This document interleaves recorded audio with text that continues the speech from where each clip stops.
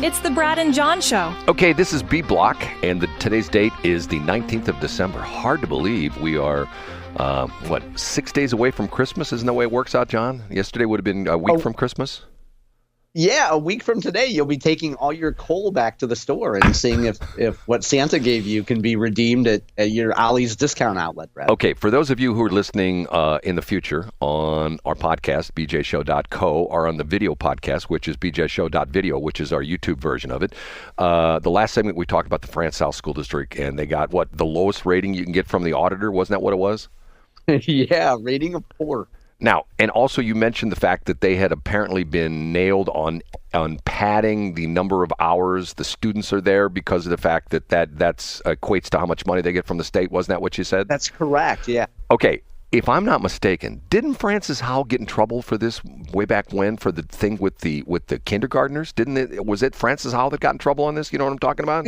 I don't know. I don't remember this. Is this worth a quick Google? Well, yeah, maybe if you want to look at it, one of the districts got in trouble because of the fact that they were essentially something had to do with the effect that they were counting the kindergartners who weren't putting in a full day. They were counting that as a full day. And essentially that they got, I believe, if I'm not mistaken, I think this is part of the deal that the state clawed back like $7 million from Francis Howell. This is a whole crazy, weird story because of the fact that my kids were still in Francis Howell at the time. And they were talking about, well, we don't have any money, we're broke, and blah, blah, blah, blah, blah. And I presented a deal that was given to me. Essentially, they said, hey, do you know this guy? And I said, well, I don't know him that well. Essentially, a deal where a cellular company wanted to put up a cell site on Francis Howell High School. And this is not unusual. This is happening at several sites around the St. Louis area. If you drive on 44, there's a middle school just off of 44. I believe it's at Elm. And man, John, help me. What's the high school there on 44 at Lindbergh down there in Sunset Hills? Vianney. Is that Vianney? Yeah, okay. Vianney's at Lindbergh and 44. What's happened is the cell companies have come in, and it's very, very, very, very tough to put up towers anymore. So what the cell companies did was they go to these high schools and they say, hey, we'll replace or put in brand new lighting for your football field if you let us put a couple cell antennas and a little box at the bottom where we put our equipment. And that was a deal that was proposed to me by this cellular company because they were talking to me about one of my towers. And they told me, they said, we will put in brand new lighting for Francis Howell High School, brand new state of the art on these new light stands and the whole bit. And we will pay 5 years of rent in advance. And I talked to the superintendent. He goes, I'm not interested. I'm going like, okay. On one hand, holy cow! On one hand, you're saying, and you know why? Oh, we don't want to irradiate the kids with the radiation from the cell phone towers. Now, that's great. What's interesting about this is the high school that is right next to the Weldon Springs, nuclear waste dump. You know what I'm saying? Yeah, it's a lagoon, Brad. It's a beautiful blue lagoon. Yes. Okay. So, are you going to check that out about the Francis Howell thing? No, it looks like based on your story, it must have happened in the 90s. I'm not going to go back and look it up. Okay. I don't think it was in the 90s. Okay. Second, your kids were in school, so that'd be the 90s, right? Yeah, I guess. Second thing, John sends me this morning. Okay, I have put this into our audio system, John, and I have had to make one edit. And you know what I'm talking about? You sent this to me? Yeah, you probably edited out a naughty word. Yes, okay. Do you want to give the background in the story, John? Yeah, apparently I saw on social media, I'm not sure if the person who flagged it wants me to say their name on the air. I don't know if he or she would want me to, but I saw it because I go to this person's social media, and they're just fantastic on social media, let's face it.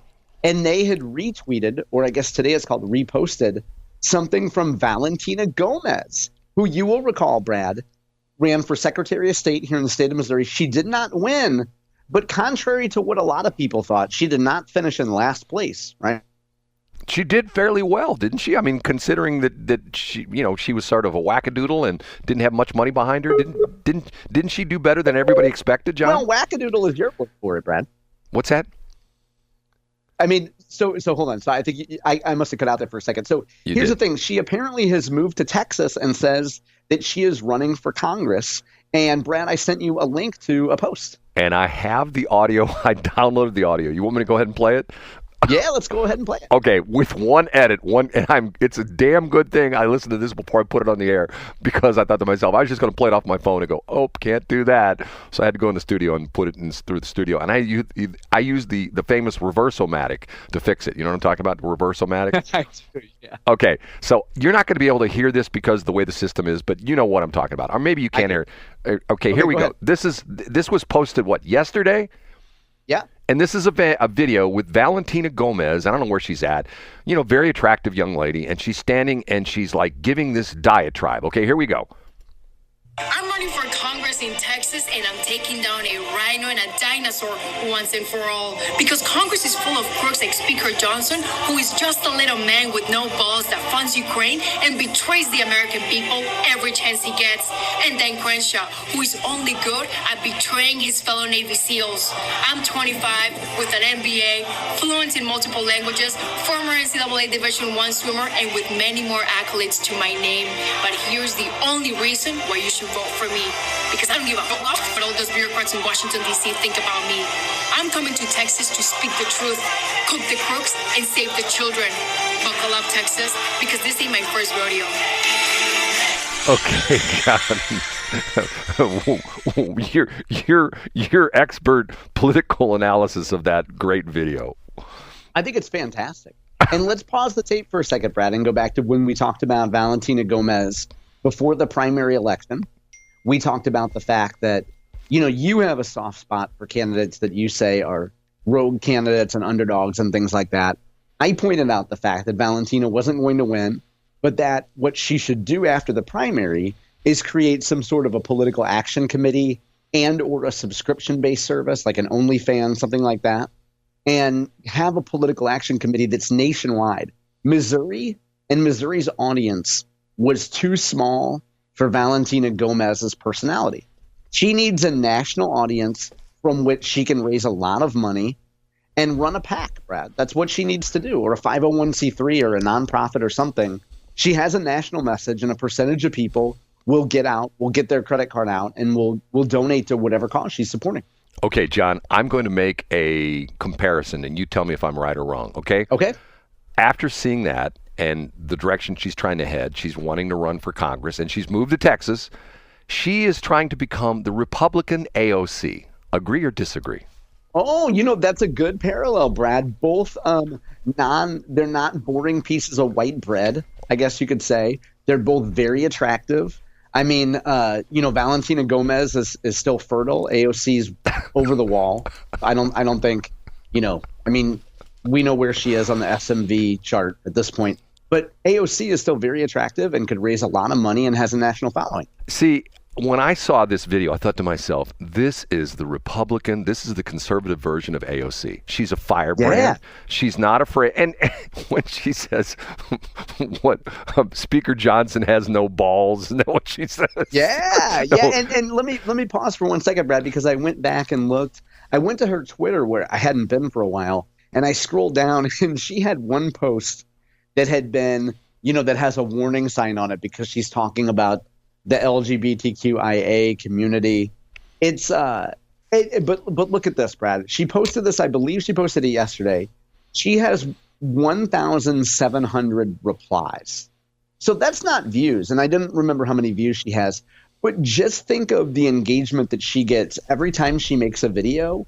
Like, there are content creators that would kill to get 1,700 replies in a year. You get what I'm saying? John, and I'm not trying to beat a dead horse. Maybe I am. But as a two-time veteran of being a guest speaker for the Republican Central Committee in St. Charles County, and me coming up after Tom Smith and Bill Eigel, and everybody there, this is what they said. Remember, we talked about this. There's three things you need to win in a political race. You need yard signs. You need, what are the three again? You need yard signs, you need mailers, and you need door knocking, okay? And I get up there and say, yeah, Those are good for the 50-plus crowd, but the 50 minus crowd, especially the 40 minus crowd, and for sure the 30 minus crowd, you have to reach them where they're at. That's social media. That's on the web. That's on YouTube. And at one point in time, I won't say who say this, when I did this the first time, one of the guest speakers said, you don't need a website. And to me, let's go back in the day. Let's go back 40 years ago, and I go into a plumber's office, and I say to him, hey, dude, you don't need a Yellow Pages listing. He would pick, He would pick me up by the scruff of my neck and throw me out the door and tell me that 80% of his business comes from the Yellow Pages. Now, that's dead, and now it's Craigslist and Marketplace and all sorts of different things. Yep. But once again, see, this is where I have a problem with the Republicans because of the fact they're living in the past. And people could say, well, look at the Democrats. Look at all the things they've got. They've got this great, they control Twitter. They don't control Twitter anymore, but they control a lot of the other, social medias. And how come Kamala Harris didn't get elected president? Why? Because she sucked. That's why. I think everybody saw through the fact that you look at the voting results, even the people who were some of the diehard Democrats were going like, oh, yeah, we had a bad candidate, right? And once again. Yeah, I think so. So let's get back to Valentina then, Brad. So, what do you think about this? I think she's going to be a future star. I really do. Matter of fact, see, not because you're going to say, well, you like her because she's an attractive woman. No, I like her because she is a disruptor. I am all and about. What does a star mean? Let me pause, Brad. We know where you are in disruptors. When you say she's a star, are you saying she'll ever get elected to public office? I do. I think, and not only that. You think someday some group is going to elect Valentina Gomez to office? Yeah. Why do you think, wow. Okay. Why do you think she moved to Texas? But why do you think it didn't happen in an 8-way primary in Missouri? Well, I think because of the fact that this is Missouri. You know what I mean? I mean, we don't elect wackadoodles. You know what I'm saying? In other states, we didn't elect Todd Aiken to the U.S. Congress. Well, we didn't elect Bill Eigel to the state Senate. We didn't elect Nick Swisher-Sweet. Are you calling Bill Eigel a wackadoodle? Is that what you're saying? I'm not, but you certainly have. I know I'm not. The point is, I can't. So you really okay? So no. You're on record as saying now you'll never lose this bet because you have a limited amount of time on Earth, and you could be on your deathbed, be like, I know Valentina's ran for 6 elections, but she'll make it the next one. But you think some congressional district would elect Valentina Gomez? Look, she moved to Texas. She's done her homework. You know where she moved to Texas? I don't know. I mean, where part of Texas? I don't really know. I mean, she's apparently. No idea. I read the replies. I have no idea where she is. But okay. You're saying blindly that some district in Texas will elect her. John, let me put it to you this way, okay? If you were running for a consul person or an alderman in the city of St. Louis, and your particular area was the Hill, do you think you'd have an advantage if you were an Italian person running for that position? Absolutely, of course you do. Okay, so she's down in Texas. She's an attractive, I guess by the name Gomez, she's Mexican or Latino or back Latinx or whatever they used to call it, She's Nicaraguan, I believe. Well, but once again, still we'll call it Latino. We won't use the Latinx crap, stuff like that. She is appealing to people who are like, okay, I hear what she's saying. I get it. Enough is enough. And to the point where she's talking about, little man, and I don't know, is Speaker Johnson, is he a short dude? Is he not very tall? I don't think so. I think she's just metaphorically saying that he's a small man with no balls. Yeah. I think that's what she's saying. Which once again, I'm thinking to myself, you go, girl. Because once again, here's the thing. I've said this on and on and on again. If you want to reach consumers nowadays, you have to break that mold of how people hear things. I've done the thing before. John's too sharp. I can't get him on it, but I've done this with other people. It's the old thing I say to someone, okay, I'm going to do a little quiz with you here. What does MOP spell? Mop. What does TOP spell? Blah, blah, blah, blah. I go through the whole thing, and then I say, okay, quick. What do you do when you come to a green light? 9 times out of 10, the people say, you stop. Because you've been preconditioned by me saying, what does MOP spell? Mop, hop, top, crop, whatever the thing is. And bang, you instantly say, you stop at a green light. When you break that that sequence, when you break that preconceived or that inner brain function where you're expecting blah blah blah blah blah blah blah blah blah blah blah blah blah blah blah blah blah blah blah, that's when you make a point, and that's when you get people's attention. And if she continues to do stuff like this, she's gonna get people's attention. John, once again, I'm going to give you a movie assignment, which I know you won't watch, but if you want to see an interesting political documentary, it's the one, and it's got Cori Bush in it. This was done in. Can you remember the name of it, Brad? Because I'll figure out. You mention it roughly every 3 weeks, so we'll look up on the last day. Can you remember the name of the movie? It's called Rock the House or something like that. But what it was, and matter of fact, his interesting backstory was, I think, a husband and wife team that did this documentary, and they documented 4 women who were running for U.S. and it didn't cost any money, and they made a lot of money, and they made a whole lot of money, and it was awesome. Yep, we've heard it. Okay, but AOC was the reason why the thing was very popular wasn't because of the fact of Cori Bush and the other 2 women, who I can't remember their names, but they showed her as this woman who was breaking all the rules. She was up against a guy who was like 10 term, and he was like number 3 in the House. And what's interesting was they didn't pay any attention to her until it was too late. Until it was to the point where they realized, oh my God, this gal's got traction. People are listening to her. She's not talking like we talk. She's not talking politics talk. She's talking bartender from the Bronx, or wherever she was. Was she Bronx or someplace in Brooklyn? Something like that. Brooklyn in New York, okay? And she's smart.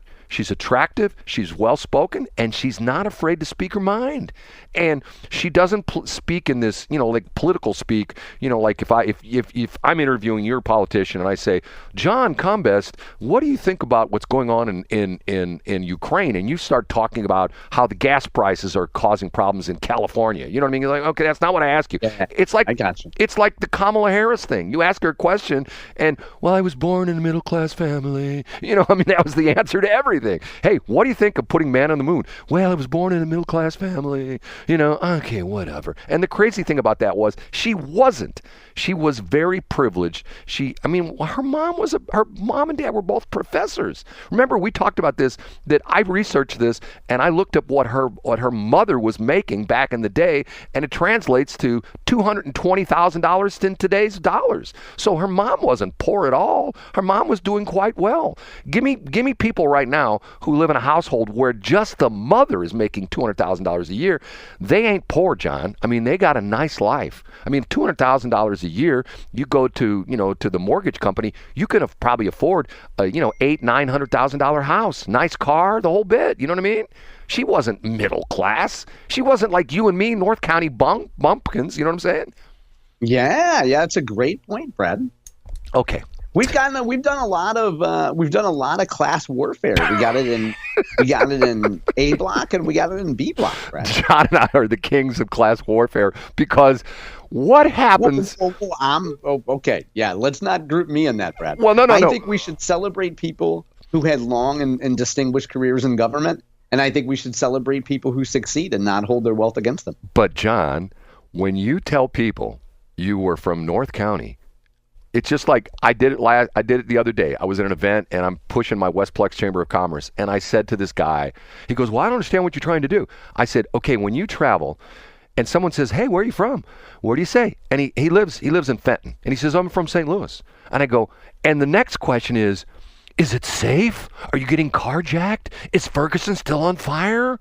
Once again, it's the same thing with us in North County. You lived in North County.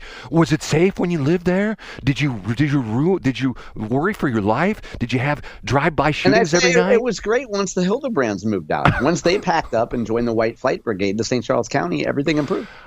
John, I lived in North County till 1984, so don't give me that stuff. Okay, that's true. You left early. Good point. Thanks for checking out the Brad and John Show podcast. This segment of the show is brought to you by John Combest's book, Stalking, Harassment, Internet Trolling, A Guide to Recovering and Rebuilding After Online Attacks. It's a great reference if you've ever been the unfortunate target of a social media attack. It's available on Amazon. Just search John Combest. That's Combest, John Combest, and the book will show up in your search results. Now it's time for another segment of the Brad and John Show. Can you handle it?